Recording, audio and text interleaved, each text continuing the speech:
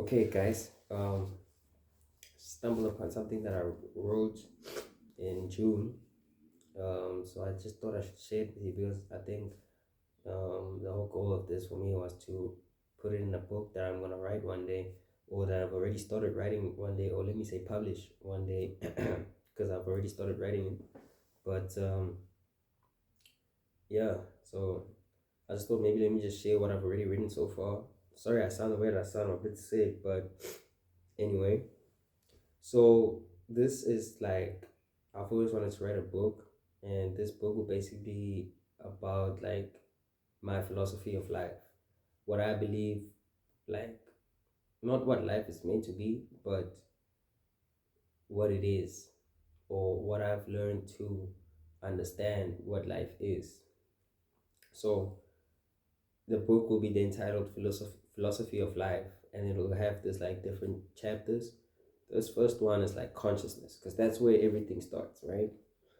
So, okay, I've written so far like humans, we're alive, right? Being alive, that means being a living thing. Animals, plants, nature, life, that's alive, you know?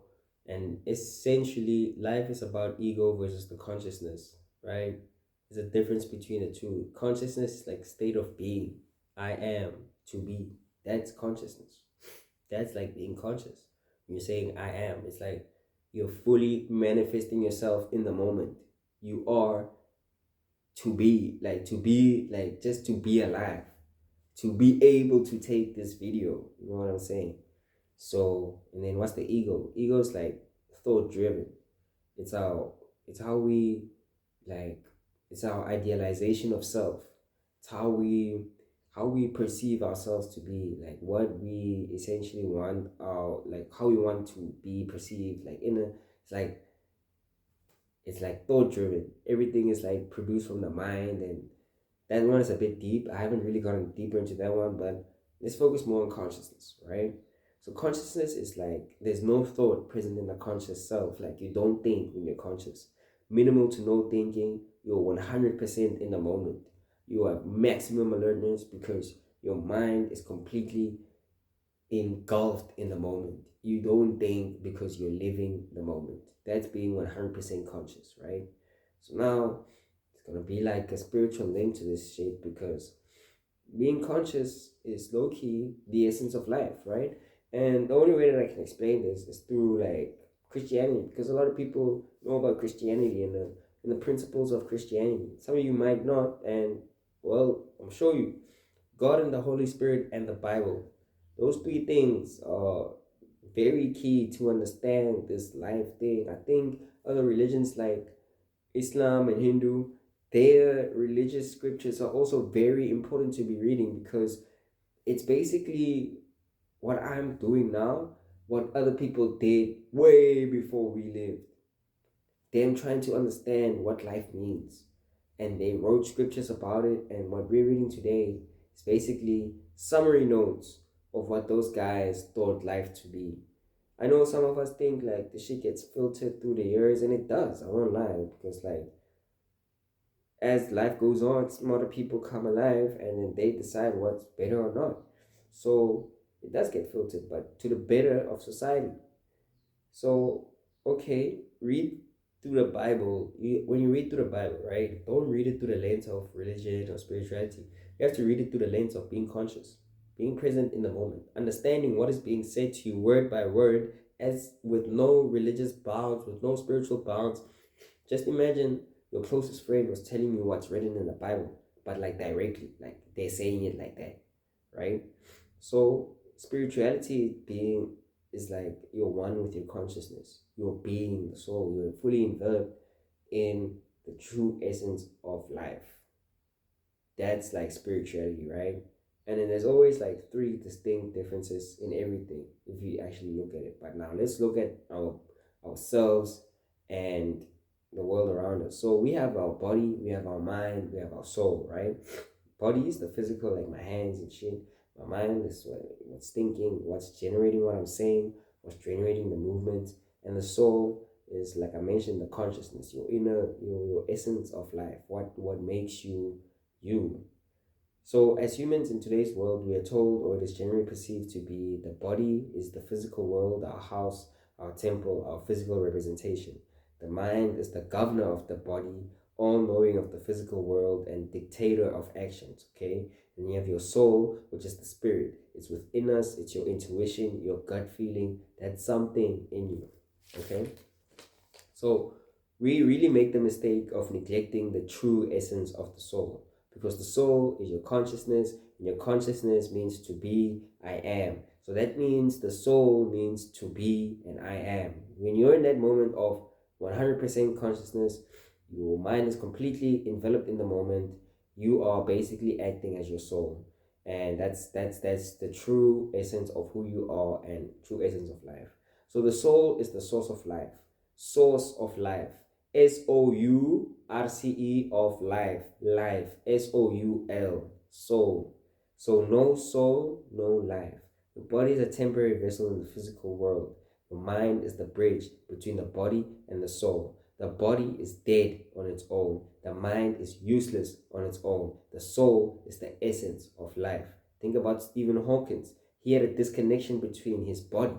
He couldn't move all parts of his body, but his soul and mind were still alive, and that's how he was able to bring so much greatness into the world, but also negativity. We might even not talk about that, but let's not get into that anyway. But he had a disconnection somewhere along the line to his body, where he wasn't able to use his body, right? Whatever happened to him, I don't actually know what happened, whether he got in an accident or was just born like that, I don't know. But that action caused him to have that disconnection, but he was still effective because he had his true soul and he had his mind, which was really advanced. So going to Stephen Hawking's paralyzed people in a coma, there's a disconnection between the trifecta of the body, the mind, and the soul. Now let's look at it from the Christian perspective again.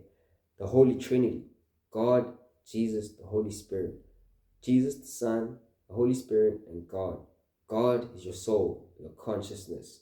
The Son, Jesus, body, God's manifestation of himself on earth.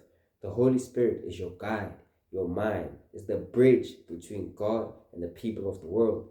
Jesus communicated through God through the Holy Spirit. The Holy Spirit is in everyone on the planet. That is your link between yourself on this planet Earth, Jesus, the Son, the body, and God, the soul, your consciousness, right? Every human on this planet is attributed with those three things. Every single human being. Every single human being is attributed with those three beings. Whether they be paralyzed, whether they be connecting heads with their twin, but every single human being is attributed with these three things. You have a body, you have your mind, and you have your soul, right? So too much time in the mind causes disconnection with the soul. Thoughts. Thoughts are just thoughts. We decide whether negative or positive. We are the filter. Mind receives sensory information from physical world. We decipher and dissect according to our liking. Thoughts aren't independent from us. They are not things dawned upon us. Thoughts are a product of our mind. We are in control of our thoughts. Our thoughts are a reflection of our minds. Our thoughts are a reflection, mirror reflection of our minds. Again, the mind is the connection between soul and body. The body is the physical entity in the physical realm. We primarily reside and live in the physical realm. Our body receives sensory information from the physical realm. The mind bridges the gap between the physical realm and the spiritual realm where the soul resides. Okay, every human can tap into the spiritual realm. Yes, it is true that some are more spiritually inclined than others. That does not take away from the fact that everyone harbors a soul that resides in the spiritual realm. So, if we all have souls in the spiritual realm, we all have access to the spiritual realm. We just need to access our souls. How do we access? I'm still learning. Prayer. So now I'm asking myself, prayer. What is prayer? Stillness, consciousness. Think about prayer. When you're praying, you're not thinking about anything. You're one-on-one. You and God, or you and whoever you're praying to. You're not thinking about anything else. You're just thinking about that singular thing that you're praying to. So that's what we do in today's world to connect with our soul, right? In today's world, that's the only common way of tapping into the soul, the state of consciousness. But there's a lot of other ways. A lot of people do that through meditation as well. You hear a lot of people saying meditation and prayer are the same thing because they are. It's all ways of connecting to the soul. So, guys, I still have a lot written here, but I think I'll make it like a series because I don't want to go through everything in one go. Because I also go into like astrology and stuff, and like I said, I'm still writing this, but I think what I've said so far is already something to make you think, to just make you think and live differently about life. Like it just helps you to really understand what's happening and to really understand how to navigate difficult moments, how to be a better person, how to be your true self. I think understanding life helps you live life better. So it has helped me. So now I'm out here trying to share the what is it? Share the gospel. Share the gospel. Bye bye.